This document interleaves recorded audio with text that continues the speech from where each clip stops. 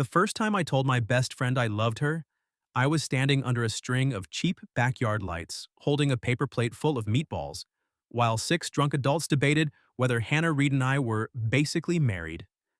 I said it because everyone was laughing. I said it because Hannah had just stolen the last garlic knot off my plate and smiled at me like crime looked cute on her. I said it because if I didn't turn the moment into a joke, I was afraid the truth would show on my face. I love you, Han, I said, pointing a plastic fork at her.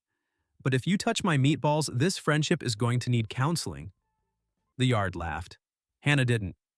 She froze with the garlic knot halfway to her mouth. Her cheeks went pink so fast I thought maybe she'd swallowed wrong. Then she leaned closer, close enough that I could smell her vanilla shampoo and the lemon in her iced tea, and whispered, "What?" I laughed because that's what cowards do when they accidentally tell the truth. "What, you want the meatballs too?" Her eyes stayed on mine. "No," she said softly. "Say it again." That was the moment my life stopped being the nice, safe thing I had carefully arranged for it to be. My name is Miles Carter. I'm 32, a project manager for a small renovation company in Columbus, Ohio, which means I spend most of my days explaining to homeowners why walls cost money and why tile guys do not, in fact, live in the walls until needed. I am good at plans, schedules, budgets, fixing crooked cabinets, and pretending I don't notice when a woman I've known for 11 years tucks her hair behind her ear and ruins my ability to speak. Hannah Reed had been my best friend since we were 21, and both working late shifts at a campus bookstore. She was the kind of woman who could correct your grammar while carrying 3 coffees, remember your mother's birthday, and make a stranger feel like they'd been invited into a warmer version of the world. She taught 4th grade now. She wore little gold earrings shaped like moons, bought too many cardigans, and had a laugh that started quiet and then escaped like it had been waiting all day for permission. And for 11 years, I had done what any sensible man terrified of destroying the best thing in his life would do. I lied, not out loud. Out loud, I was great. Out loud, I called her Buddy and Menace, and the only woman alive who alphabetizes her spice rack but loses her car keys twice a week. Out loud, when people asked why we never dated, I said, because Hannah has standards and I have a fantasy football league. Everyone laughed. Hannah always smiled. Sometimes, though, in the split second after the joke, I'd catch something in her expression that I couldn't name. Not sadness exactly, more like she had reached for a handle and found out the door was painted on. That night, the engagement party was for her cousin, Tessa, in a backyard lit up like a Pinterest board. Hannah had asked me to come because, in her words, if I have to answer one more question about whether I'm seeing anyone, I might fake a fainting spell into the potato salad. So I went as her shield. At least that was what I told myself. The truth was, I liked standing beside her. I liked that she handed me napkins before I knew I needed them. I liked that she could look at me across a crowded patio and lift one eyebrow, and I'd know immediately she wanted to leave, or mock someone's hat, or find the dessert table. It felt dangerously close to belonging. The last few months had only made it worse. In February, Hannah's mother had a stroke. Not the kind that makes everything stop forever, thank God, but the kind that turns a family upside down and shakes out all the loose pieces. Hannah became the responsible daughter overnight. Doctor visits, insurance calls, meal plans, a house full of relatives who had opinions but not availability. I started showing up. At first, it was practical. I fixed the loose railing on her mother's porch. I drove Hannah to the hospital when her car battery died. I brought coffee at 6 in the morning and pretended I was there because the hospital cafeteria had surprisingly good muffins, which was a lie so offensive I should have been fined. But somewhere between waiting rooms and grocery lists, something shifted. She stopped performing around me. I saw her cry in a parking garage, angry at herself for being tired. I saw her fall asleep on my couch with a blanket pulled to her chin, one sock half off, still holding a printed list of physical therapy exercises.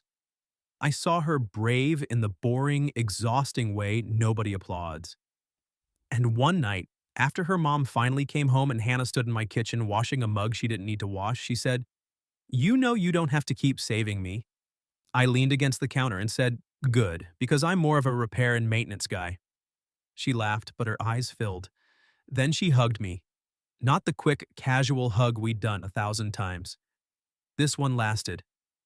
Her hand pressed between my shoulder blades, her face tucked against my chest.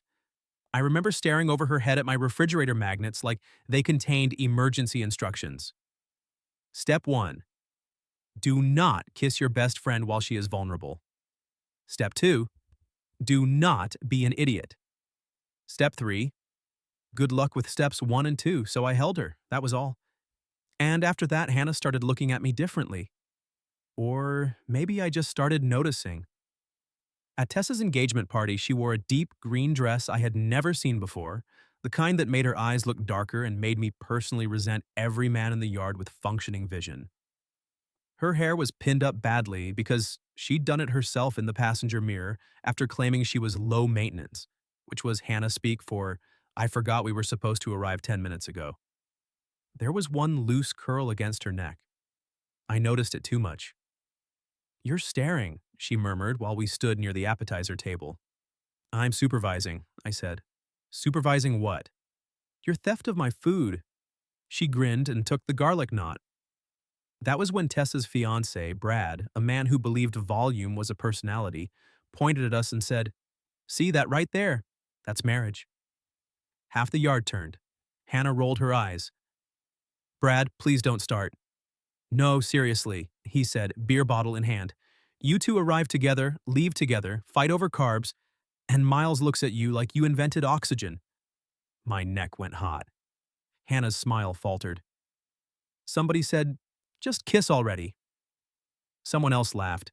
I should have made a bigger joke. I should have stepped away. I should have done anything except look at Hannah in that green dress, with her stolen garlic knot and tired eyes and soft mouth, and feel 11 years of almost rise up in my throat. So I said it. I love you, Han. The words landed too cleanly, too easily, like they'd been waiting. Then came my stupid meatball joke, and the laughter, and Hannah's blush. Now she stood close enough that her shoulder brushed my arm. The party noise blurred around us. Someone turned up music near the porch, a dog barked. A woman dropped a fork and cursed like it had betrayed her bloodline. Hannah didn't move. Say it again, she whispered. I looked down at her, and for once I couldn't find a joke fast enough. Her eyes were shiny, but she wasn't upset. She looked almost scared, almost hopeful. That was worse. Because hope asks you to be brave. Hannah, I said quietly. I was just... Don't, she said. One word, not angry, just honest. Her fingers touched my wrist under the edge of the appetizer table, hidden from everyone else by a hanging white tablecloth. A tiny touch, warm, careful. Like she was asking a question with her hand because her mouth didn't trust the answer. My heart kicked once, hard. Then she leaned in closer and said the thing that changed everything. Miles, were you joking? There are questions that come with escape routes. Do you want coffee? Maybe later. Can you help me move? I have a thing. Were you joking? There was no safe hallway off that one. No window to climb out of. No polite little shrug that would let us go back to standing beside each other at parties, pretending we weren't the main conversation our hearts kept having behind our backs. Hannah's fingers were still on my wrist. I could feel each one like a separate truth. Across the yard, Brad yelled something about cornhole. Someone laughed too loudly. Tessa's grandmother asked where the napkins were for the 4th time, and I, a grown man who once calmly handled a basement flood and a furious homeowner in the same afternoon, stood there holding meatballs like my entire future depended on marinara. Hannah, I said, and my voice came out rougher than I meant. Her thumb shifted lightly against my skin. Please don't say my name like a warning, she whispered. That broke something in me. Not loudly, not dramatically. Just a small final snap in the place where I kept every almost and not now and don't ruin this. I set my plate down on the table. No, I said. Her lips parted. No, I wasn't joking. The backyard did not go silent. The music did not stop. The moon did not burst into 1,000 cinematic pieces. But Hannah did. She went completely still, except for her eyes moving over my face like she was reading a language she had once known in a dream. I laughed once under my breath, not because anything was funny, but because terror apparently needed ventilation. I mean, the meatball part was real, I said. I have boundaries. Miles. Right. Her blush had faded into something softer, deeper. Her hand slipped from my wrist, and for one awful second I thought she was pulling away. Instead, she took my hand. In public. Hannah Reed, who never made scenes, who once apologized to a chair she bumped into, laced her fingers through mine under the tablecloth. I need air, she said. We're outside. I need different air. Right, yes, different air. She led me away from the appetizer table like she knew where she was going, but she absolutely did not. We walked past the drink coolers, circled the same decorative barrel twice, and nearly wandered into a group of older relatives discussing mortgage rates before she tugged me toward the side gate. Neither of us let go. The gate opened onto a narrow driveway where the party lights thinned and the noise became muffled, like the whole world had stepped behind a curtain to give us privacy. Hannah stopped beside a hydrangea bush, then turned to face me. For a moment, we just looked at each other. This should have been awkward. It should have been impossible. 11 years of friendship should have stood between us like furniture in a dark room. Instead, I noticed stupid things. The tiny freckle near her left eyebrow, the gold moons at her ears, the way she kept inhaling like she was about to speak and then didn't. I wanted to touch the loose curl against her neck. I did not touch the loose curl against her neck, because I was trying, belatedly, to become a respectable man. Hannah swallowed. How long? I looked at the pavement. No, she said. My eyes came back to hers. Don't do that, she said. Don't hide from me now. I had heard Hannah use that voice with fourth graders who claimed they had no idea how glue got on the ceiling. Gentle, firm, impossible to disobey. A while, I admitted. Her expression flickered. A while like, since February? I shook my head. Since last year? Another shake. Her hand tightened around mine. Miles. I blew out a breath. Since you threw a paperback at my head because I said the movie was better than the book. Her mouth opened. That was 10 years ago. 11. And for the record, I still think the movie had better pacing. She stared at me. Then she slapped my arm with her free hand. Ow. 11 years? I know. 11 years, and your plan was what? Secretly pine until one of us died in a cardigan avalanche? In my defense, you own a lot of cardigans. Miles. I didn't want to lose you. The words came out quiet enough that the night almost took them. Hannah's face changed. That was the thing about her.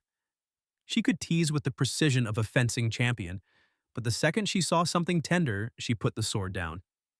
You thought telling me would make me leave? She asked. I thought it would make you uncomfortable or sad or guilty or worse, kind. You'd try to let me down gently, and then every movie night, every grocery run, every stupid meme you sent me would have this shadow over it. So you decided to suffer nobly? I decided to be your friend. Her eyes softened, but there was pain there too. You were always that, she said. You didn't have to cut yourself in half to do it. I couldn't answer, because she was right and because her thumb was moving over my knuckles now, slow and unconscious, like she was calming both of us. Then she looked down at our joined hands. I didn't know, she said. I got pretty good at lying. No. Her gaze lifted again. I mean, I didn't know until maybe recently that I wanted you to mean it. My lungs stopped cooperating. What? She laughed, but it shook. Don't make me say it if you're going to look like that. Like what? Like I just told you your house has a basement ghost. That would be easier to process. She smiled, and it was the smile I knew best, except now it was trembling at the edges. When Mom got sick, she said, everyone kept telling me to call if I needed anything. You were the only one who didn't make me ask. You just showed up. Coffee, rides, fixing things. Sitting with me when I was too tired to talk. That's not... Don't say that's not romance. Her cheeks colored again, but she didn't look away. Maybe it wasn't to you. Maybe you were just being Miles. But I started noticing how safe I felt with you. And then I started noticing that safe didn't feel boring. It felt warm. It felt like coming home and realizing someone had left a light on. I had imagined Hannah confessing feelings before. Of course I had, usually in ridiculous scenarios involving rain, dramatic music, and me having better hair. None of them prepared me for her standing in a driveway under weak porch light, telling me I felt like home. Han, I whispered. I got scared, she said, because it was you. And because if I imagined kissing you and then you made one of your jokes, I thought I might have to move to another state. I blinked. You imagined kissing me? She covered her face with one hand. That is what you took from that. It was a strong contender. Miles. You imagined kissing me, I repeated, because I was apparently 13 now. She dropped her hand, mortified and beautiful. Yes. The air between us changed, not by much, a degree, a breath. But suddenly we were not simply best friends holding hands in a driveway. We were a man and a woman standing close enough to make old rules feel thin. I glanced at her mouth. She saw it. Her breathing changed. Hannah, I said, if you don't want, I do. The words were immediate, too immediate to misunderstand. I took one step closer. She didn't move back. Her free hand rose, hesitated, then settled against my chest, right over the spot where my heart was making a fool of itself. We should probably talk more, I said. We will. We should be careful. Probably. This could get complicated. Her eyes narrowed. Miles Carter, if you list one more practical concern while I am trying to have a life-changing moment with you, I will steal every garlic knot you ever love. I laughed. And then I touched her face, just with my fingertips along her cheek, soft enough to give her time to pull away. She didn't. Her eyes fluttered closed for half a second, and that tiny surrender nearly undid me. I bent slowly. She rose onto her toes. Our first kiss was not dramatic. It was careful, warm, a little uncertain. Then Hannah made a small sound in the back of her throat, and her fingers curled in my shirt, and the kiss became something else. 11 years of restraint did not explode. It melted. I kissed her like I was asking. She kissed me like the answer had taken months to find, and she was relieved to finally give it. When we broke apart, she stayed close, forehead almost touching mine. Well, she whispered. I nodded, dazed. That was terrible. We should never do it again. She laughed against my mouth. Then she kissed me once more, quick and sweet. Say it again, she said. This time I didn't pretend not to understand. I love you, Hannah. Her eyes shone. From inside the yard, someone shouted, Has anyone seen Hannah and Miles? Hannah looked toward the gate, then back at me, her hand still fisted in my shirt. Not yet, she said. Not yet what? She smiled, shy and daring at once. Don't let them have us yet. Don't let them have us yet. If Hannah had asked me to steal a car in that voice, I would have checked whether she preferred automatic or manual. Instead, I nodded like a man with dignity and said, We could make a run for it. Her eyes widened. From my cousin's engagement party? You said different air. I'm committed to the assignment. We can't just leave. We can if we walk briskly and avoid eye contact with grandmothers. Hannah pressed her lips together, trying not to smile. Tessa will kill me. Tessa is in love. She won't notice anything for at least 40 minutes. And after 40 minutes, we fake our own deaths. She laughed, and the sound loosened the last tight thing in my chest. 2 minutes later, we were sneaking down the sidewalk like teenagers, her hand in mine, both of us ducking instinctively when someone opened the side gate behind us. It was only Brad yelling, Found more ice! Hannah shoved me behind a maple tree. I whispered, Did you just use me as cover? You're taller. I feel objectified. You'll survive. She was still holding my hand when we reached my truck. That mattered. It mattered more than the kiss somehow, because kissing could be blamed on moonlight and adrenaline and garlic knots. But Hannah choosing to keep her fingers threaded through mine in the quiet after? That was deliberate. I opened the passenger door for her. She paused before climbing in. Where are we going? Somewhere public enough that we behave. Her eyebrow lifted. I cleared my throat. Mostly. The blush came back, and I nearly shut my own fingers in the door. We ended up at Rosie's, a 24-hour diner with cracked red booths, pie rotating in a glass case, and a waitress named Marla who had seen every kind of human mistake and judged all of them equally. Hannah and I had been there 100 times. After bad dates, after good movies, after my dad's retirement party when she rescued me from a 3-hour conversation about lawn fertilizer, after her breakup with a pharmacist who used the phrase, optimize my emotional bandwidth without shame. But walking in that night felt different. The bell over the door jingled and Hannah glanced at me like we had crossed a border. Our booth, I asked. She looked toward the corner booth by the window. Then she looked at our hands. Our booth, she said softly. Marla brought coffee without asking. Well, look at you two. Party close after 10 p.m. Somebody get married? Not us, Hannah said too fast. Marla's eyes dropped to our joined hands. I tried to let go, worried Hannah might feel exposed, but she tightened her grip. Marla smiled slowly. Uh-huh. Pie, I said, because I had no other defense. Apple or cherry? I looked at Hannah. She smiled. Both. Marla tapped her pencil on the pad. That kind of night, huh? When she left, Hannah slid into the booth across from me, then immediately frowned. What? I asked. This feels too far. Before I could respond, she stood, came around and slid in beside me. Shoulder to shoulder, knee to knee. My entire body became aware of itself in an inconvenient and deeply unprofessional way. Better, she said, folding her hands on the table like she had not just rearranged my nervous system. I stared at her.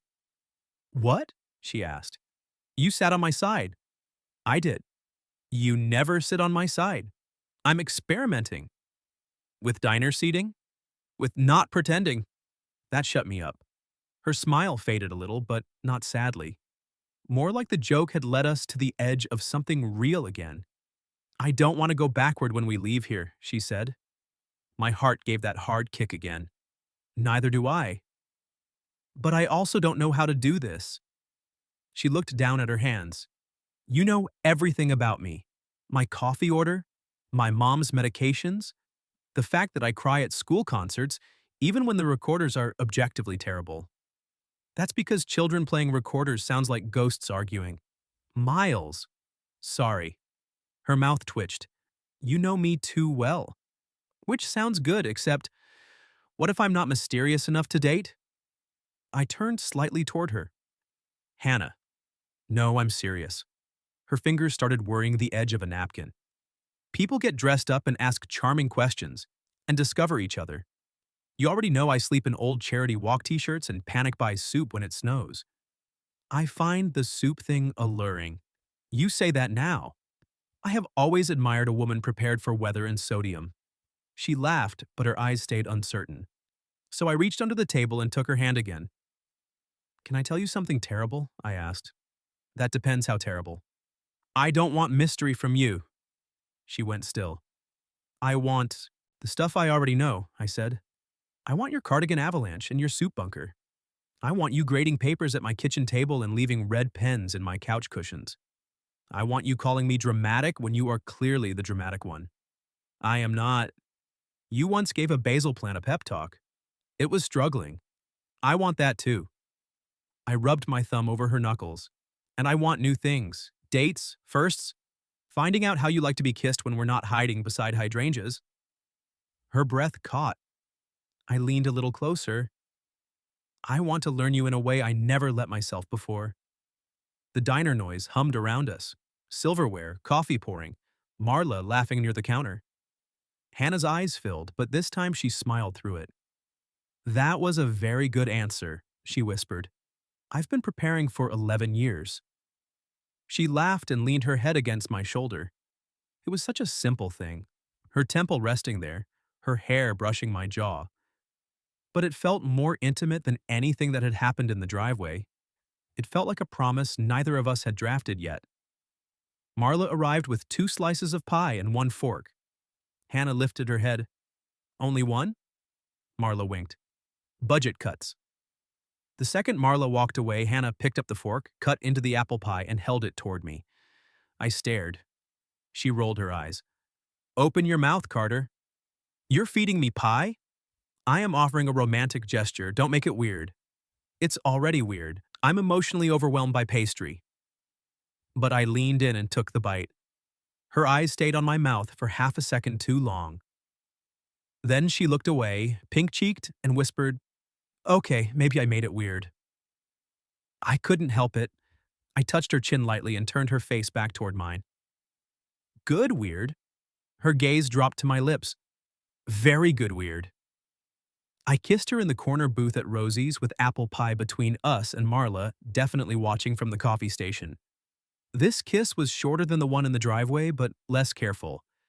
Hannah's hand came to my jaw, soft and sure, and when she pulled back, she smiled like she had just discovered a secret door in her own house. Then her phone buzzed on the table, once, twice, 5 times. Reality returned wearing Tessa's name on the screen. Hannah groaned. "We are dead.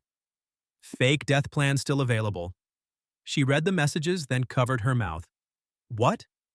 Tessa says, "Please tell me you two are finally making out and not kidnapped."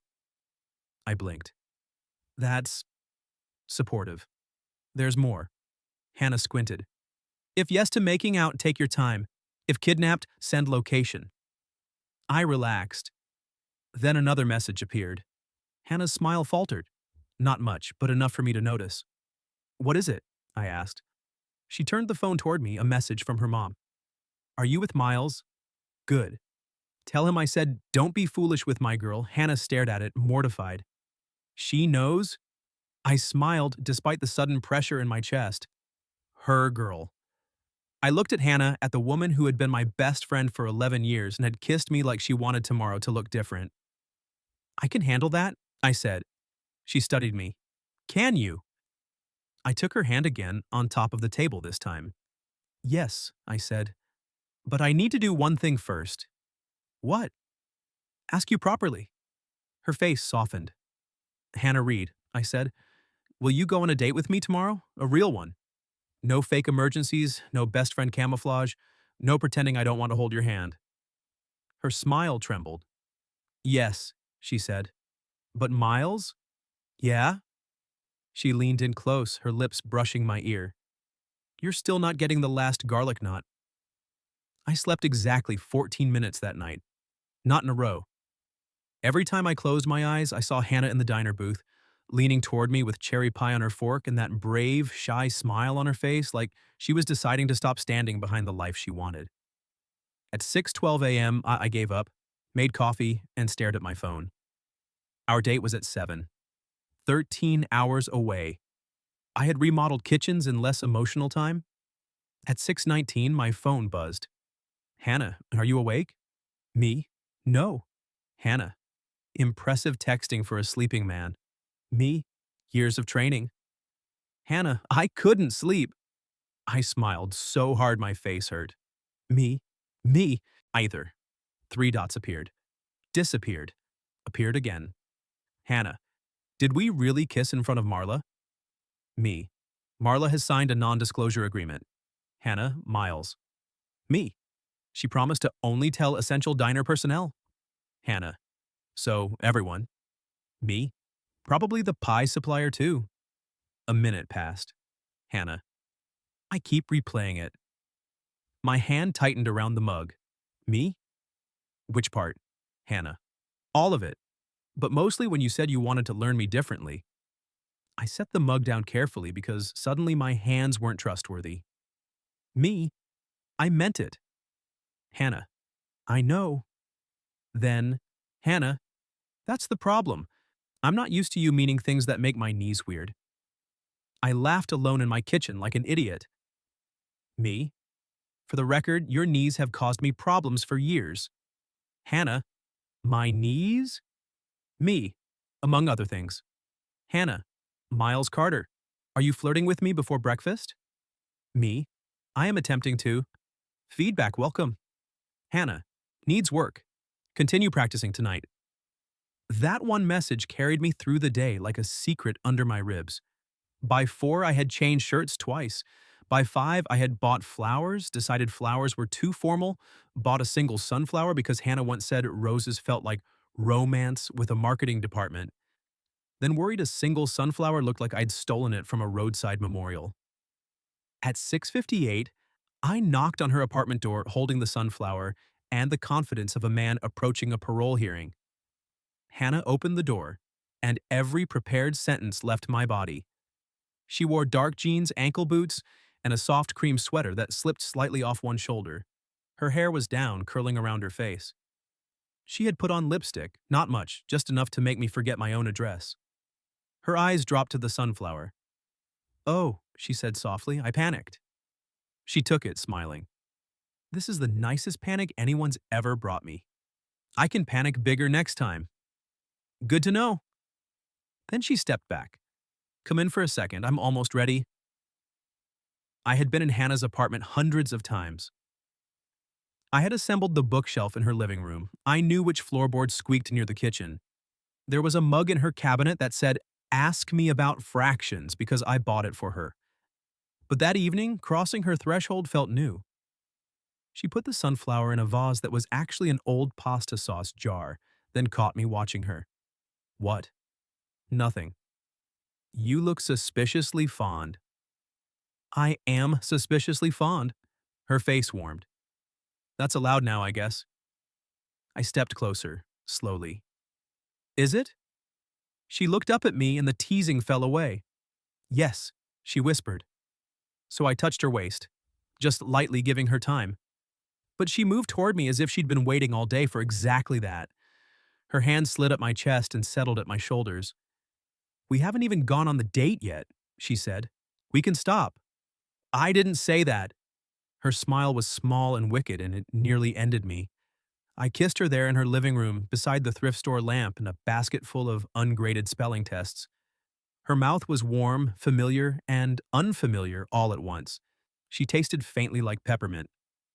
When my hand flattened against her back, she made that soft sound again, the one I was already in danger of building a religion around. Then she pulled back breathless. "If we don't leave now, I'm going to be too nervous to leave at all." I rested my forehead against hers. Nervous bad? Nervous because it matters. I understood that too well. The date was simple. Italian place, corner table, candle in a red glass holder that made Hannah's eyes look like they were keeping secrets. We ordered too much food because both of us were trying to appear normal, and apparently normal people needed calamari, bread, pasta, and an emotional support tiramisu. For the first 20 minutes, we were terrible at dating. Not because it was bad, because we knew each other too well and not enough. I asked, "So, do you have siblings?" And she stared at me until I said, "Right, I've met your brother. He owes me $40. She asked what I did for work and then buried her face in her napkin. "We are disasters," she said. "Historically, yes." She laughed, and after that, something eased. We started asking questions we had never dared to ask. "What did you think when we first met?" she asked. "That you were bossy." "I was training you on register." "You said, 'Alphabetical order is not a suggestion, Miles.'" And I was correct. "You were," I admitted. "I also thought you were the prettiest person I'd ever seen." Her fork paused halfway to her plate. "Oh." I looked down, suddenly embarrassed. "You had ink on your wrist and a pencil in your hair. You were furious at a freshman for shelving murder mysteries under self-help." "That was a crime." "It was. But I remember thinking, if she ever smiles at me, I'm done." Her voice softened. "Did I?" "Yeah, 10 minutes later. You laughed because I dropped a box of bookmarks." "I remember that," she said. "You bowed." "I was trying to preserve dignity." "You had none." "I know." She reached across the table and took my hand. "I thought you were kind," she said. "That first night, you acted like joking was your main language, but you walked me to my car because the backlot light was out. You didn't make a big deal of it, you just noticed." Her thumb traced my knuckle. "I think I've been noticing you noticing me for a long time," she admitted. The words settled deep. After dinner, we walked along the river because neither of us wanted the night to end. The June air was warm, music drifted from a bar down the street. Hannah's hand fit in mine like she'd designed it there. Then she got quiet. I glanced at her. "Where'd you go?" She stopped near the railing. The water moved black and silver beneath the lights. "I'm scared," she said. My stomach tightened, but I didn't interrupt. She looked at me. Not of you. Of this being perfect for one weekend and then strange. Of losing the person I call when my sink leaks or my heart hurts. Of wanting too much and finding out we were better as almost. I stepped closer. I'm scared too. You are? Hannah, I have been in love with you for over a decade. I'm basically a haunted house with a driver's license. She gave a watery laugh. But I don't want almost any more, I said. And I don't want to rush you because I finally got brave. If we need to go slow, we go slow. If we need awkward first dates where we pretend not to know your brother, we do that. But I'm choosing this. I'm choosing you. Not because it's easy, because it's you. Her eyes shone in the lamplight. I'm choosing you too, she whispered, even scared. That was the clearest yes I had ever heard. She stepped into me, arms sliding around my waist, cheek against my chest. I held her by the river while people walked past and the city kept moving around us, completely unaware that my entire world had narrowed to the woman in my arms. After a while, she tilted her head back. Kiss me like we're not pretending, she said. So I did. No hydrangeas hiding us, no diner booth, no joke to soften it, just Hannah choosing me and me finally brave enough to let her. When we separated, she smiled against my mouth. Okay, she whispered. Okay, what? Okay, boyfriend candidate. You may walk me home. Candidate?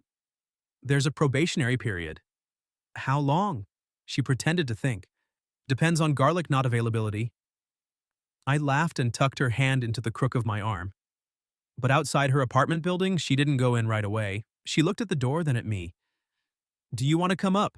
She asked, quickly adding, for tea. Actual tea? I'm not trying to. I might be trying to eventually, but not. I kissed her forehead. Tea sounds perfect. Relief and affection softened her whole face. Upstairs, she made chamomile neither of us drank. We sat on her couch with our knees touching, talking until the clock blurred past midnight. At some point, she fell asleep against my shoulder. I stayed still, smiling in the dark. Then her phone lit up on the coffee table. A message preview from Tessa. Mom is making brunch tomorrow. She says, bring Miles. As your boyfriend. No pressure.